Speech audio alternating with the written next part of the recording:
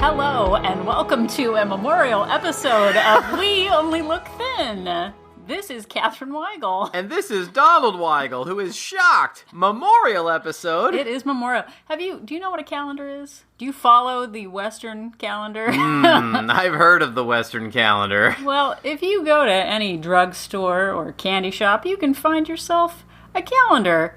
And as we turn the calendar page, we find that Memorial Day is coming. And that's the kickoff to big weekend. I am so relieved. 3-day weekend, people. When you said memorial episode, I thought you were talking about something else entirely. No, I'm talking literally about... You see, as a person who follows the Western calendar, it's more like people would... Like, our good listeners understood what I was talking about. You're the only outlier. I am not familiar with your human calendar. The outlier. Is that like the Outlander, except it's a... I'm the outlier? Yeah, I like it. It makes me sound dangerous. It does. Statistically speaking, Memorial Day comes every year. Yeah, That's a fun fact. It does. And it kicks off a season of debauchery and food-related potato salads. That traditional Memorial Day debauchery. Yeah, potato salad.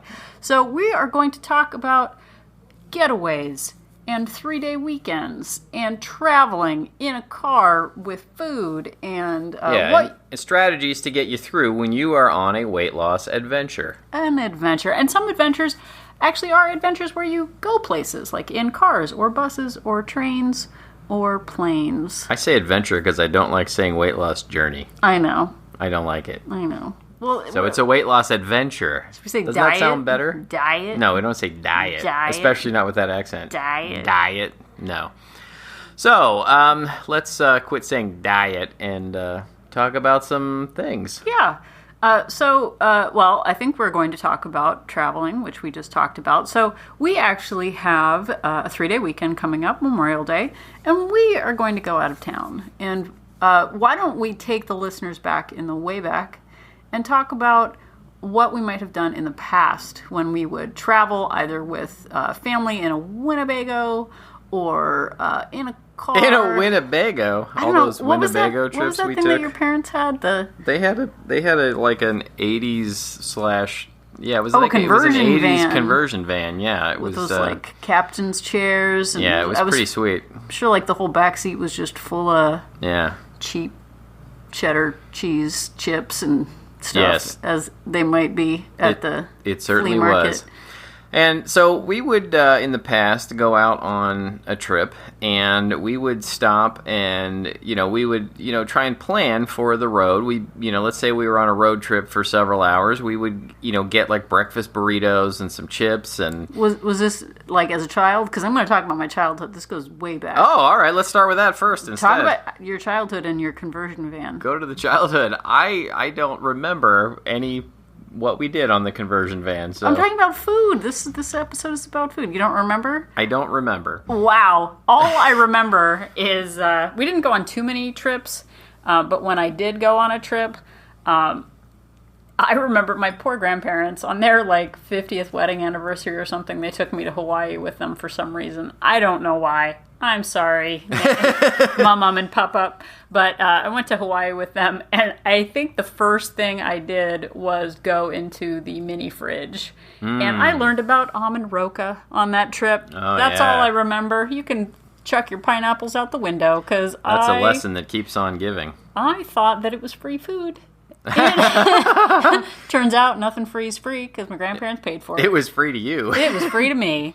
No, but I would raid the mini fridge. I remember, and still into adulthood, my favorite thing to do is to look at the in-room service menus and just sort of fantasize about all of the amazing, really expensive foods that I could treat myself to thanks to my mom and papa.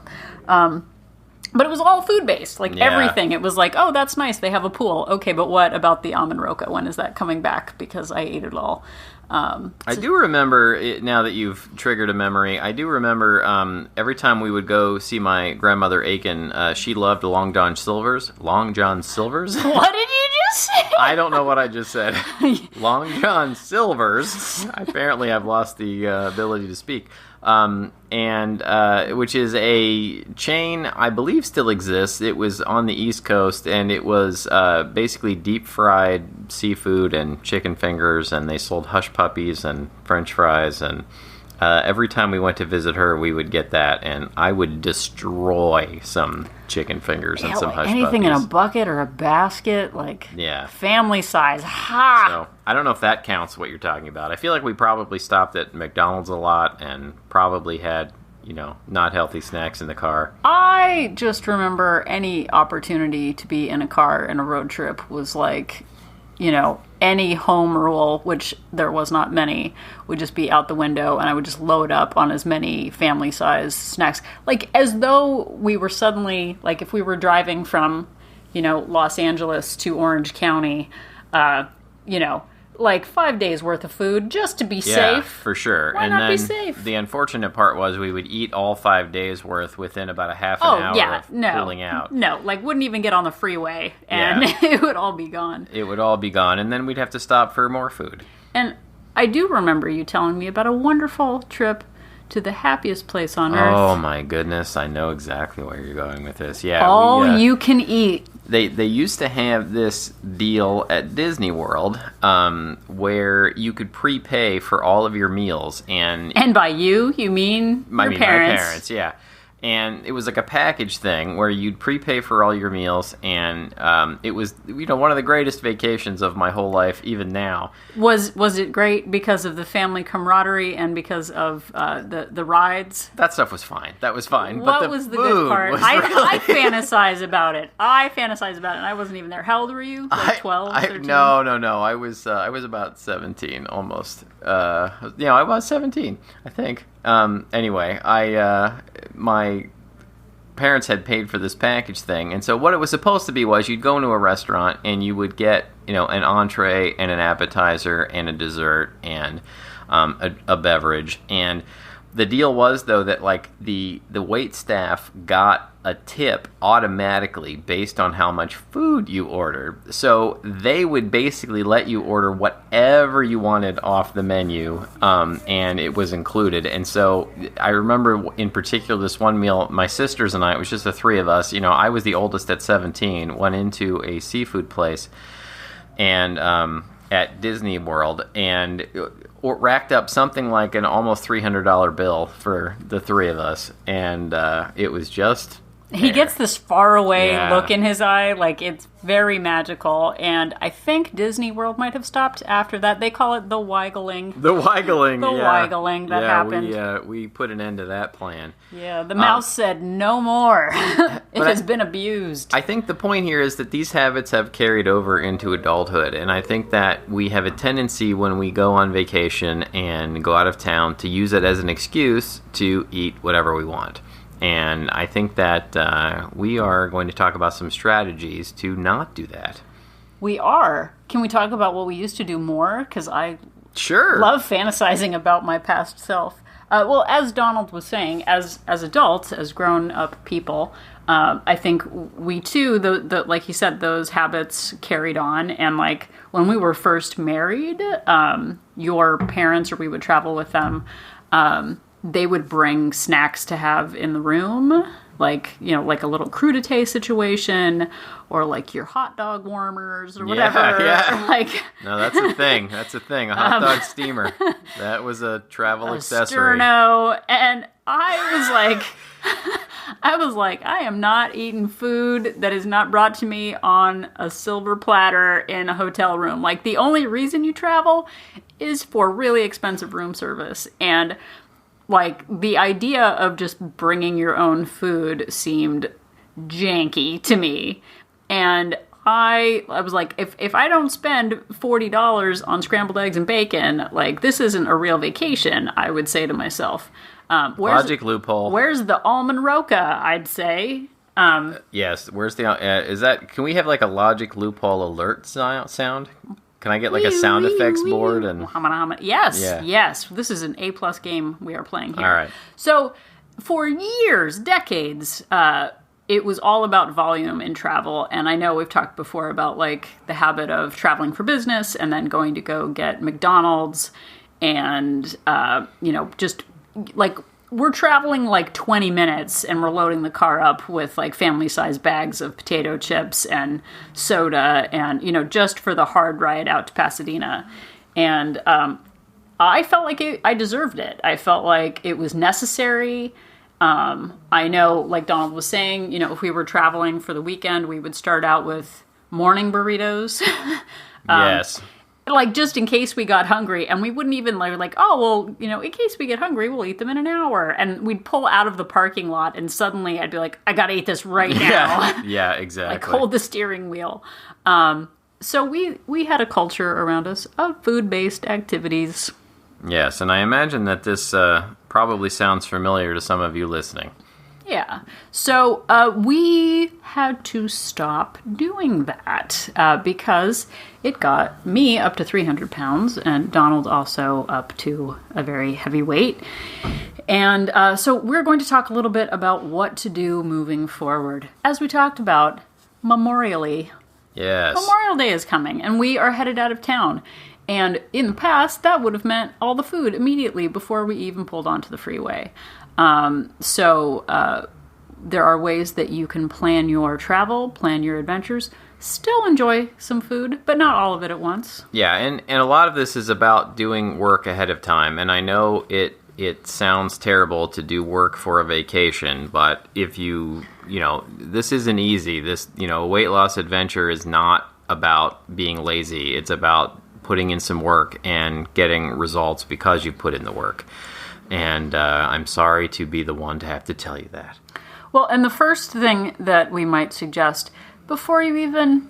it's just a glimmer on the horizon. It's 3 weeks away. You could fantasize about morning burritos, like you fantasize about night pickles. Yes. Or you could, night pickles. In the planning phase of going away, you could stay at a hotel with nothing but a mini bar to keep you company. Or you could stay at a hotel that has a kitchenette. Yeah, staying at a place with a refrigerator where you can actually do some real grocery shopping, and even there are plenty of places that even have microwaves and or stoves, and you can plan some meals in and plan some snacks in, things that are not going to trigger you, things that are within your plan, and things that are going to keep you on track. Yeah, actually, a friend of mine went away to Washington, D.C. recently, and they rented an Airbnb instead of a hotel. So they actually had a full home that they could go to at the end of the day. And she did that. I didn't even tell you this. She did one of those grocery delivery services. So when they got to their Airbnb, they had groceries already delivered. They didn't have to plan it out or go anywhere. That is genius. That's bananas. That's like some A+ situation that's right there. PhD level planning. All the food that you have at home at your Airbnb, what's better than that? Nothing. Nothing is better than that. So that planning ahead, planning a place that has, at very minimum, a small refrigerator, or up to a kitchenette or an actual house. Like, that's easy peasy. And if you're doing a road trip, I know we just said, we packed a bunch of food and ate it all before we were halfway down the street. But packing, healthy snacks that are on your plan, things that you normally eat when you're rock solid on your weight loss adventure, make sure you have a lot of those at hand, especially on a road trip. Hard-boiled eggs, lunch meat, day pickles.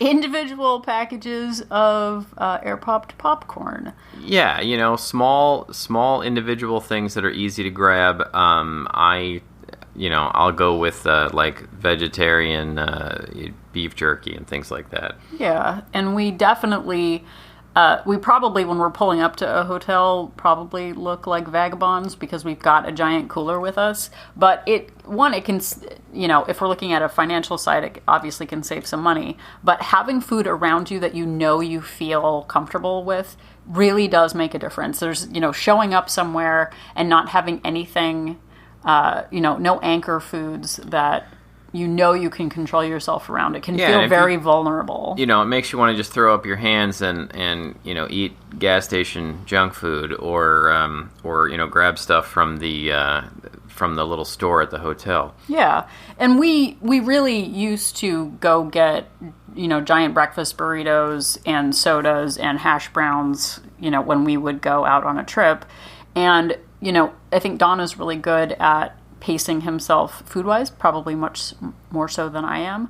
But, just because you're in a car and you suddenly feel hungry doesn't mean it's true. It's probably connected to the habit of, when I'm at the airport, I want McDonald's. Like when I'm in a car on a road trip, suddenly, even though I don't usually eat until 10:30 or 11, it's 8 a.m. and suddenly my stomach is grumbling, this urgency of wanting to eat something. You don't have to listen. You can just not eat for a little while. Have a cup of coffee, have some iced tea, have a LaCroix. Have some water. You don't have to immediately start feeding yourself just because you're going on a road trip. There are probably stops along the way. Why don't you talk about stops along the way? What can you find at the stops along the way? Well, there are, luckily, we live in a time where there are lots of places that have, small individual, like hard-boiled eggs and sticks of cheese and... Starbucks has these low-cal sous vide egg bites that are, egg white and peppers, and they're pretty tasty. And I want to say they're only like 120 calories each, something like that. Well, and they also have, the pre-packaged portioned meals, sandwiches, or eggs and cheese and peanut butter. And the great part about it is that they do have the calories listed there. So even if it is 400 calories or so, it's already portioned out. You know what you're getting. It's easily transportable. It's easily throwawayable. My instinct might be, which it generally is, I should get a donut. I should have, a croissant also, and maybe also a scone in case, and a dozen donut holes accidentally. And I feel terrible when I start eating sugary, carby foods in the morning. Accidental donut holes are playing with night pickles. There's nothing accidental about donut holes. They are planned. But honestly, my instinct is treat yourself.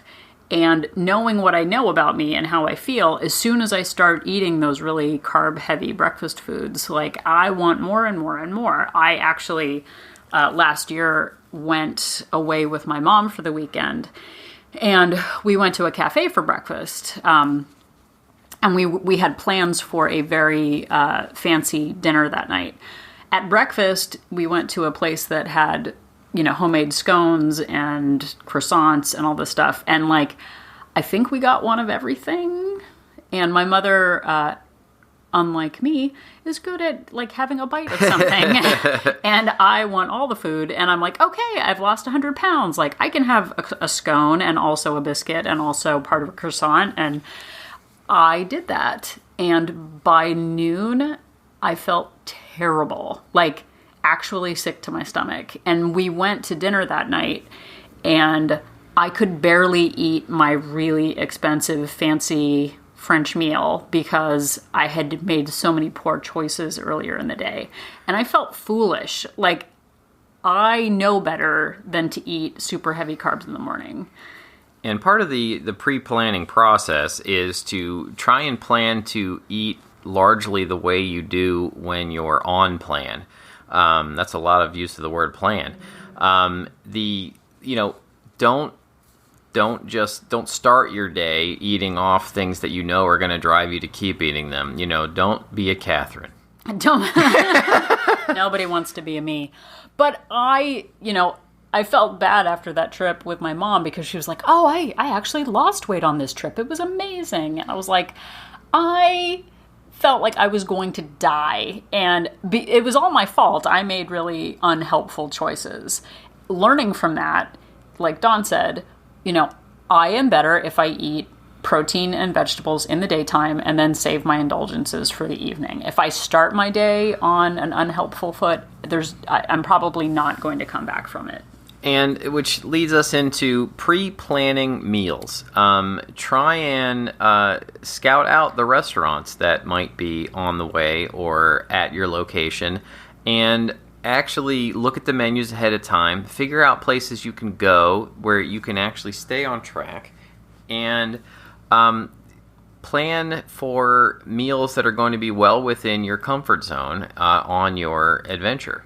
Well, and with that, I know when we used to go out to breakfast, I felt like I had to get my money's worth. Like, it comes with hash browns and toast also, so I should get that because it is a good value, and I'm not going to pay $4 for tomato slices. That's robbery. Like, guess what? So it's okay to say no to toast and hash browns. Like, it's okay to get, like, the cottage cheese or the tomato slices on the side. Like, it's not about value if you're going to end up, unhealthy because of it. Yeah, so I know for me, making decisions on the spot with restaurants like that, like you're going out for breakfast, just say, I'm not even going to look at the menu. I'm going to get the eggs and a protein and cottage cheese, and that's it. I'm not going to, see what the Eggs Benedict special is. I'm not going to, also have a milkshake just because we're out.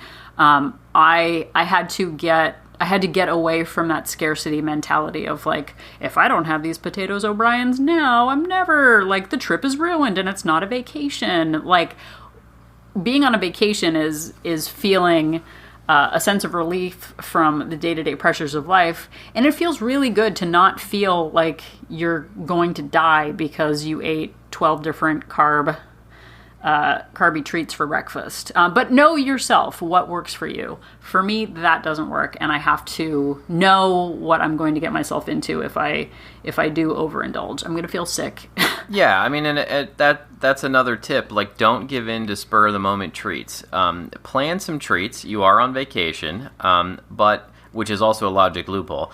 Plan some treats, but don't also, just give in to spur-of-the-moment treats. Don't, you see a local ice cream shop, you see a local candy store, make sure that you have some indulgences, but plan for them, and don't just everything you see is not the most wonderful you can't miss treat.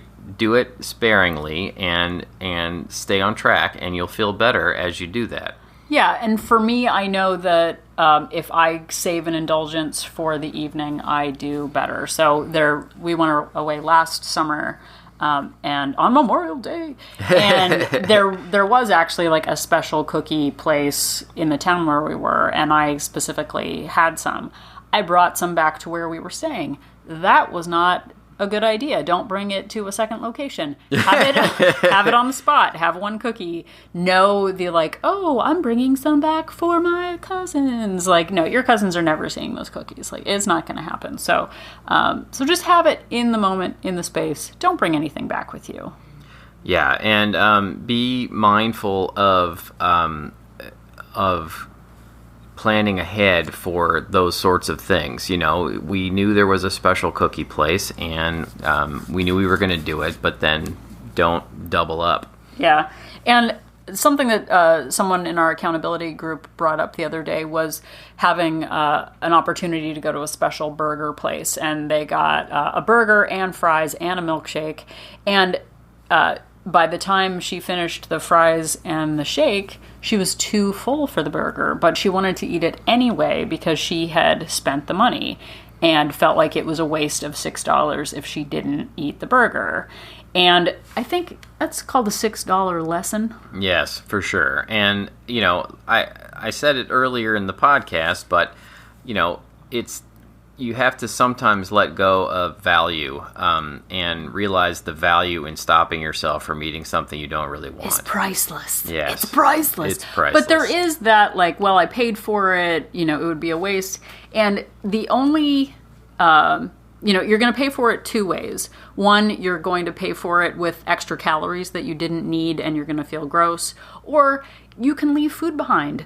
I did not learn that until I was 41 years old, that you don't actually have to eat everything on your plate. It's okay to eat.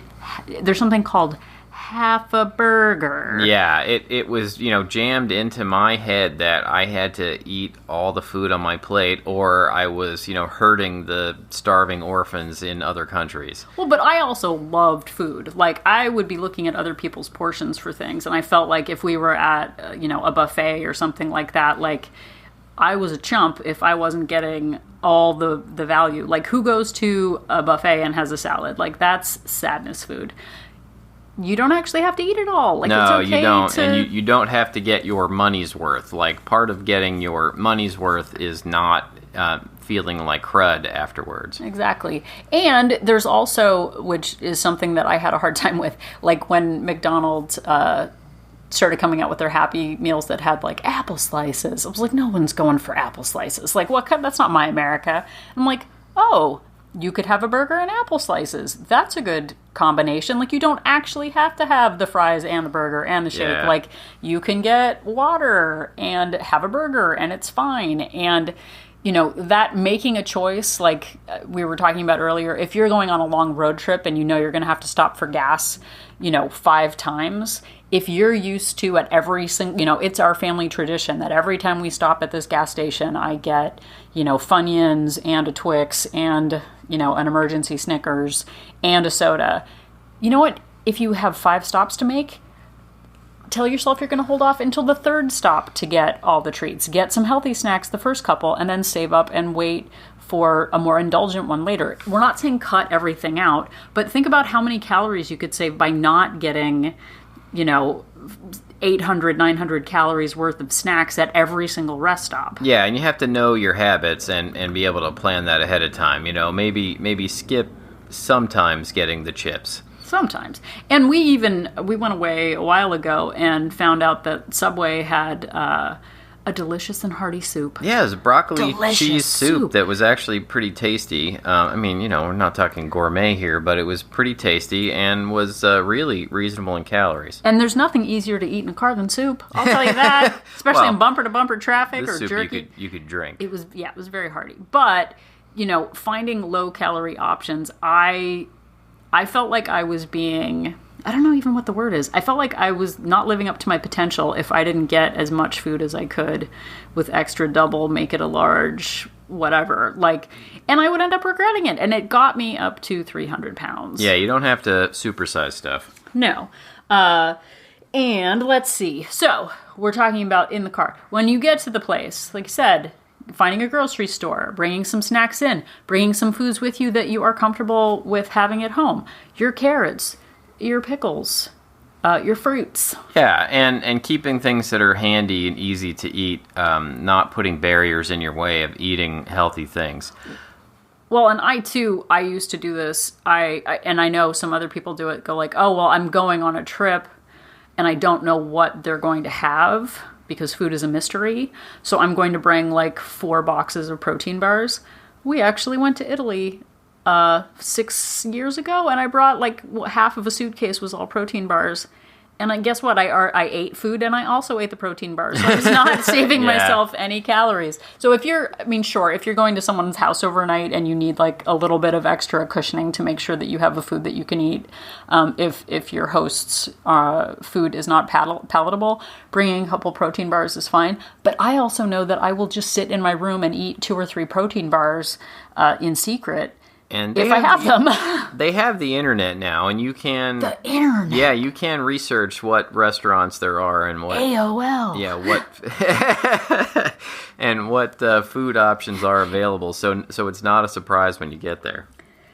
Yeah, and, another idea, if I'm going away for 2 days, I can pretty much be assured of having a decent time. Even if I do overindulge, it's 2 days. I'm back on track on Monday. It's not a big deal. But longer trips also are harder. The longer you're out somewhere, the longer you're away from your normal routine, the more likely it is that you're going to indulge more than you would. And what works for me is to not start early in the trip, is to try and save for the end. Know that you're going to have a a meal that you're really looking forward to at the end of the trip, and not start off with the buffet Golden Corral style breakfast No on buckets. the first day. Well, and it's too with that, like, if you know you're going to be, I know some people who have gone to like all-inclusive resorts for a week, or on cruises where everything is inclusive, like Disney used to do before the waggling occurred. Yes. But it's that, like, there's food everywhere, and you can get it whenever you want, and you're expected to indulge, you're expected to drink, you're expected to eat. There's a, never-ending chocolate fondue fountain as one of the pools on the promenade deck. I heard of the promenade deck on the Love Boat. Yeah. Captain Stubing says stay Yes. away from the never-ending fountain of fondue because, let's see, Julie sneezed in the fondue probably. And your bartender Isaac, that was too his busy name. making finger guns at it. Yeah. Or something. But there is that, like, when in Rome, I'm there for a week, what's the big deal going to be? Like, I haven't been in a situation where I've gone somewhere for a week and had to make the choice. But I actually like the idea of, aside from bringing your own healthier snacks, I like the idea of really staying on plan for the first 4 days and just eating the foods that you're interested in. And then on the last day, have a full splurge, have a big carby breakfast, have, never-ending mimosas, whatever. If you save it for the last day, then you will have had, 4 or 5 days, 4 or 5 days on track, and then you save up for like one big fireworks explosion of food at the very end. I still love food and I could eat all of it, but I also know that it makes me feel really sick when I eat like I used to eat. And It used to be normal, and now it's abnormal, but the old habits do come in pretty quickly. So, to kind of sum up here, some of the tricks for road trips going on vacation: pack some snacks ahead of time, do your research, find some meals that will be all right. Have it all, but don't have it all at once. Yes. You don't need it. Don't throw it all away because you've had one meal that you didn't plan or one treat that you didn't plan. Like, get right back in the zone and don't just tell yourself the whole rest of the trip that you're going to do what you want. And don't bring back the, exclusive 90-pound bar of Hershey's chocolate from Hershey, Pennsylvania. Keep it there. Keep it with the fine people of Hershey. The 5-pound tub of the various types of popcorn, that doesn't need to come home. No, you don't need 5. What are we, the Rockefellers? Someone also suggested when you get home, have your home set up for success when you get back. Make sure that the fridge isn't empty upon your return. Have some healthy things on hand for your return to make it easy to get back into your routines. That's a great idea. Because actually Heather from Half Size Me mentioned that.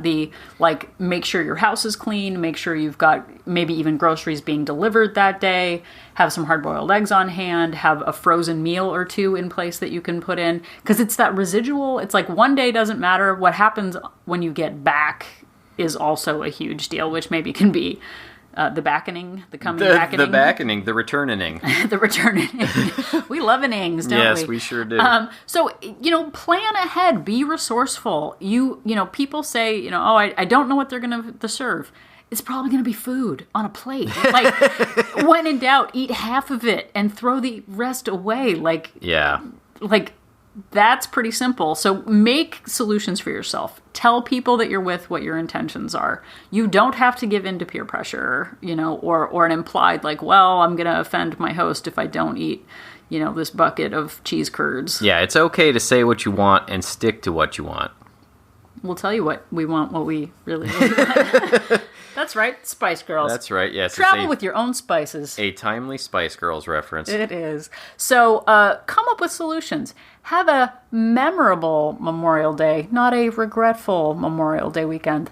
let us know what you do to plan for your Yeah, I would travel. love to hear some suggestions from you out there. What do you do when you travel? What tips can you give to try and stay within a plan? Do you travel with your own hot dog cooker in your hotel room?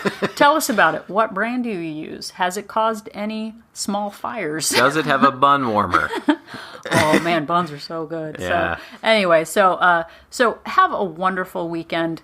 Be prepared. Prepare yourself. Have a great time. Don't be a fool like I was and make yourself sick on the first day. Hey, and if you're going on a road trip, you can listen to this podcast. You can. You could We power should've- listen to all of them all over again. We should have started that at the beginning. We Tell should them have to said that wait at the for beginning. the trip. No, but Yeah. it should be before the trip. You've got like a week before Memorial Day. Make it happen. Make it work. Yeah, that sounds good. I like it. Make it work. Have a wonderful, wonderful week. Thank you all for listening, and if you could please rate us on iTunes, that really helps us a lot, and send us your feedback on our Facebook page. You could follow us on Twitter at We Only Look Thin. On Instagram at We Only Look Thin. We Only Look Thin. On Facebook. And thank you so much for listening. We love doing this podcast. It really helps us stay present in our choices because it is so easy to fall back into the habits that we spent 40 years crafting. It sure is. And just because we've lost a bunch of weight doesn't mean we're fixed. But it does mean that we are an inspiration. Asian.